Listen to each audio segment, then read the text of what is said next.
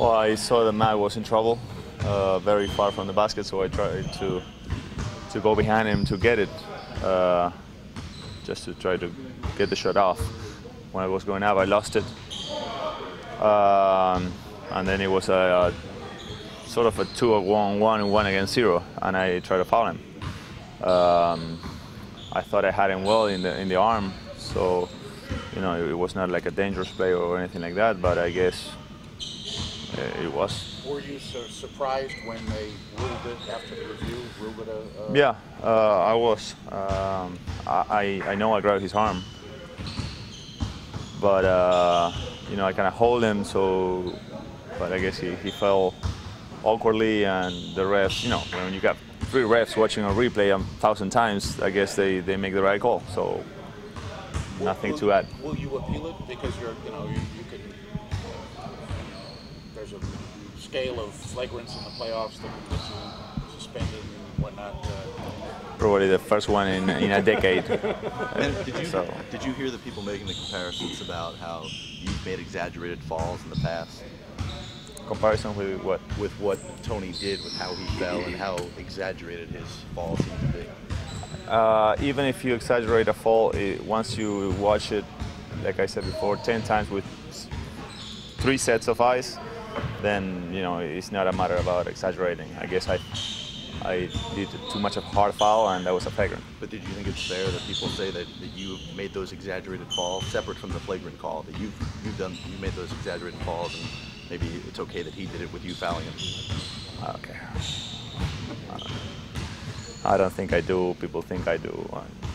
It's a discussion that is never gonna go anywhere. In the fourth quarter, you think the Spurs settled for too many perimeter shots in the fourth, and 4 for 18. To tell you the truth, I really don't know what happened. We haven't watched video. I didn't want to watch the game last night. The feeling was that we stopped, that we were not as aggressive, that we didn't move the ball as well, and we suffered a little bit their pressure. They were all over us. It was hard to get anything done, but I really can't pinpoint exactly what happened. Once we watched the video, now we had a few days, so I wanted to take a day off and mentally. That kind of pressure and that possession-by-possession game in the fourth, was that the series you guys were expecting going in? Was that kind of grinded out kind of thing? Definitely. It was a type of game we knew it was going to be. A lot of denies and pressure and turnovers and 50-50 possessions, offensive boards. I think we did it almost perfectly for a half, and then we kind of slowed down. So we gotta, of course, try to be who we were in the first. Ben, what does it say about this team? You guys have accomplished so much, and now you're taking 2 games at home in position to get back to the NBA Finals. We're in a great spot, but if you look at it, it's the same spot that we were last year. It doesn't mean at all that we are gonna make it just because we won the first 2. We gotta go there and try to grab one. If it's the third, better. So we've been here, and we know that it's not over till you win the 4th. So we just gotta stay humble, keep working hard, and definitely try to get one from Memphis. Tim kind of shrugged off the fact that he is the first player in NBA history with 500 postseason blocks. Last night he got to 500 playoff blocks. Okay. What can you put that in some perspective? It's not one of those numbers that is that relevant, but it tells a lot about who he is and his story. I mean, before getting to that number, you know that TD is one of the best players ever, one with the most playoff games ever. If you add the 2 things, the chances are that he's going to get a lot of them.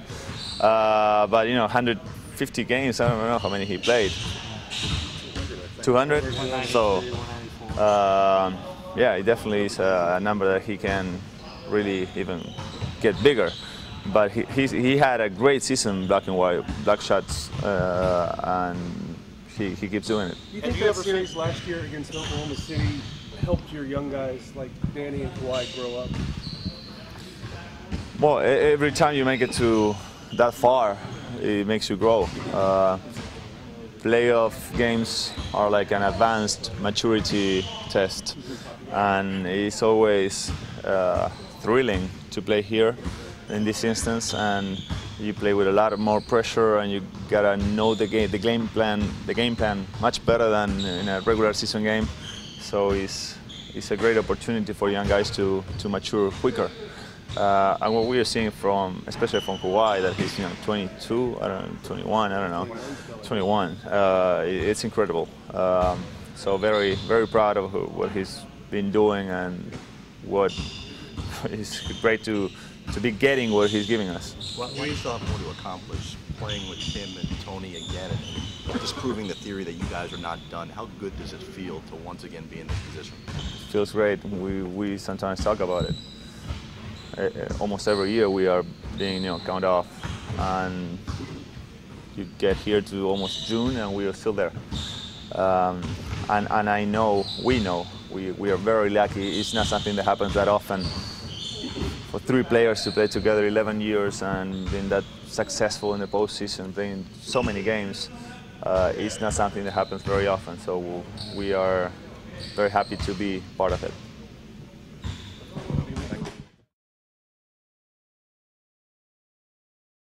Last year's series, I think this year we're seeing the benefit, and they're playing with a lot more confidence. Guys like Danny Green and Kawhi Leonard, Corey Joseph, they're all playing great basketball. And we all know if you want to go far in the playoffs and you want to go all the way to the title, your bench and your role players, they have to play great too.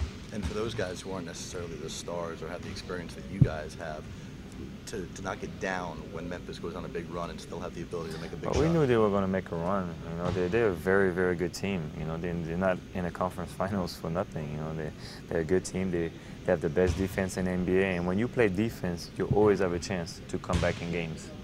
And so that's what they did. And they had a great run. They forced the overtime. So we were lucky enough to get the win. And we realized that it's going to be even harder in Memphis. They're a team, they play very well at home. Papa said before, when you first got here, they tried to push you towards being more like John Stockton, setting people up. Was that it last night? Was that John Stockton? No, Tony Parker. I'm just trying to do both. I don't want to be anybody. I just want to have my own identity. And I always fight with Pop for that, because he wanted me to be, no disrespect to Avery Johnson, but like Avery and then John, and I was like, I want to be me, and I want to do both, and I want to be aggressive, and I just try to find that balance. That's the thing through my whole career, is to find the happy middle between scoring and passing, and I think as the years went by, I'm getting better and better passing the ball, and it's a mix of more plays too. Every play is going through me now, so I have the ball more, so obviously I can have more opportunities to have assists, but I think obviously I'm improving too every year. Was there something you were seeing early in that game, that this is going to be a game where I'm setting guys up first? Or? Not really, it just happened. That's another part of my game. I just try to be patient and take what they give me, and they're in the paint, they're trapping me on the pick and rolls, and so I have to trust my teammates. My teammates, man, they were making shots. They were great last night. And Danny, Kawhi, Thiago rolling, Timmy, everybody was great last night. So you were surprised how many. You were 2 for 8 in the fourth last night. How tired were you? How much was that? Yeah, in the fourth quarter, the last 6 minutes, I was definitely tired. Pop knew it. I think all the minutes against Golden State and in the first 2 games was wearing down on me, because I have to play defense on Conley, chasing all the pick and rolls, and then be the generator in offense for everybody. And so I was a little bit tired, but it happens to everybody, and I just have to try to be more patient maybe when I'm tired like that. But we talk with Pop, we'll watch film and find some ways that I can rest and choose when I rest. But those 3 days can arrive at a perfect time for me. So I'm definitely going to use them wisely, and I'll be ready to go for Saturday. And how's the calf? Calf is doing better. Doing an MRI tomorrow just to make sure, because it was a pretty big one, by far the biggest one I ever had, and it definitely limited me the last 2 games Golden State and those 2 games. But slowly and surely I'm turning the corner.